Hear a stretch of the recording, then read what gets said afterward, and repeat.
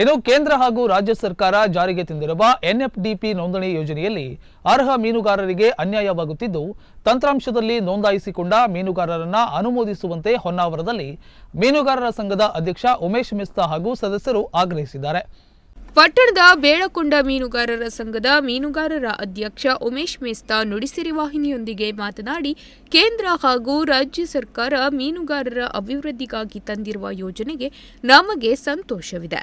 ಆದರೆ ಈ ಯೋಜನೆಯಿಂದ ಮೀನುಗಾರರಿಗೆ ಅನ್ಯಾಯವಾಗುತ್ತಿದೆ. ಯಾಕಂದ್ರೆ ಅರ್ಹ ಮೀನುಗಾರರನ್ನು ಬಿಟ್ಟು ಅನರ್ಹ ಮೀನುಗಾರರಿಗೆ ಸರ್ಕಾರದ ಸೌಲಭ್ಯಗಳು ಸಿಗುತ್ತಿದೆ.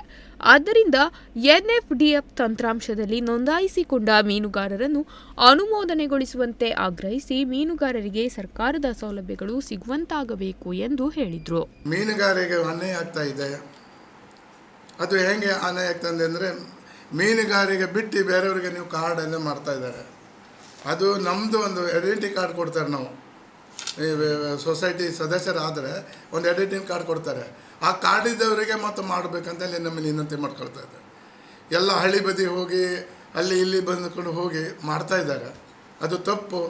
ನಾವು ಇಷ್ಟೇ ಇನ್ನೆಂತ ಮಾಡ್ಕೊಳ್ತಾ ಇದ್ದೆ ಅಂತ ಹೇಳಿದರೆ, ಇನ್ನು ಮುಂದೆ ನಮ್ಮ ದೃಢೀಕರಣ ತಗೊಂಡೇ ಅಥವಾ ನಮ್ಮ ಸದಸ್ಯರು ಯಾರಿದ್ದಾರೆ ಐಡೆಂಟಿ ಕಾರ್ಡ್ ತಗೊಂಡೇ ಮಾಡಬೇಕಂತೇಳಿ ವಿನಂತಿ.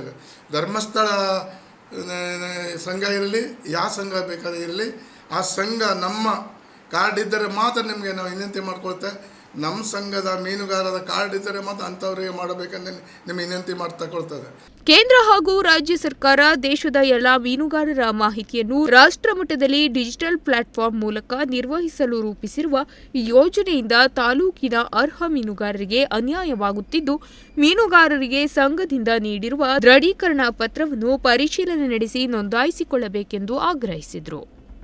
ಯಾಕೆಂದರೆ ಇದಕ್ಕೆ ನಾವು ಹಾಗೆ ಮಾಡ್ತಾಯಿದ್ರೆ ಮುಂದಿನ ನಾವು ಏನಾದರೂ ಹೋರಾಟ ಮಾಡಲಿಕ್ಕೆ ನಾವು ಮುಂದೆ ಎನ್ಎಫ್ಪಿಯಿಂದ ಬಂದಿದ್ದು ಹೌದು, ಆದರೆ ಅದು ತಪ್ಪು ಸ್ವಲ್ಪ ಇದೆ.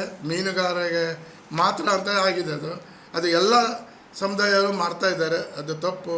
ಇನ್ನು ಮುಂದೆ ಹಾಗೆ ಮಾಡಲಿಕ್ಕೆ ಹೋಗಬೇಡಿ ಅಂದರೆ ನಿಂತ ಮಾಡ್ತಾರೆ. ಹಾಗೂ ನಮ್ಮ ಎಲ್ಲ ಸದಸ್ಯರು, ಅಧ್ಯಕ್ಷರು, ಎಲ್ಲ ನಮ್ಮ ಸಿಬ್ಬಂದಿಯವರು, ವರ್ಗವರು ಎಲ್ಲ ಕೂಡಿ ನಮ್ಮ KDC ಬ್ಯಾಂಕ್ ಅಧ್ಯಕ್ಷರಿಗೆ, ಅವರು ನಮ್ಮ ಕಮಿಟಿಗೆ ನಾವು ಎಲ್ಲ ಬೆಲ್ಕನ್ ಸೊಸೈಟಿಯವರು ಧನ್ಯವಾದ ಹೇಳುತ್ತಾನೆ. ಯಾಕೆ ಧನ್ಯವಾದ ಹೇಳುತ್ತೆ ಅಂತ ಹೇಳಿದ್ರೆ, ನಮ್ಮ ಈ ಅವಾರ್ಡನ್ನು ಕೊಟ್ಟಿದ್ದೆ ನಮಗೆ ನಮ್ಮ ಬೆಲ್ಕನ್ ಸೊಸೈಟಿಗೆ.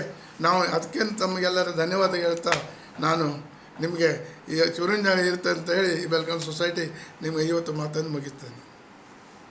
ಇನ್ನು ನಮ್ಮ ಸಂಘದಲ್ಲಿರುವ ಕೆಲ ಮೀನುಗಾರರಿಗೆ ಈ ಯೋಜನೆಯ ಬಗ್ಗೆ ಮಾಹಿತಿಯ ಜೊತೆಗೆ ಮೀನುಗಾರಿಕೆ ಮಾಡದಿರುವ ಕೆಲವರು ಮನೆಯಲ್ಲಿಯೇ ಆನ್ಲೈನ್ನಲ್ಲಿ ನೋಂದಾಯಿಸಿಕೊಳ್ಳುತ್ತಿದ್ದಾರೆ. ಆದ್ದರಿಂದ ವೃತ್ತಿಯಲ್ಲಿ ಮೀನುಗಾರಿಕೆ ಮಾಡುವವರಿಗೆ ಮಾತ್ರ ಸರ್ಕಾರದ ಸೌಲಭ್ಯ ಸಿಗುವಂತಾಗಬೇಕು ಎಂದು ಸರ್ಕಾರಕ್ಕೆ ಮನವಿ ಮಾಡಿದರು. ನಿಜವಾದ ಮೀನುಗಾರಿಕೆ ತೊಂದರೆ ಆಗ್ತಿದೆ. ಯಾಕಂತ ಹೇಳಿದ್ರೆ ಈ ಮೀನುಗಾರರು, ಅರ್ಹ ಮೀನುಗಾರರು ತಾವು ಮೀನುಗಾರರು ಹೇಳಿ ಅವಲಂಬಿಸಿಕೊಂಡು ಇದರ ಉಪಯೋಗವನ್ನು ಪಡ್ಕೊಳ್ತಿದ್ದಾರೆ.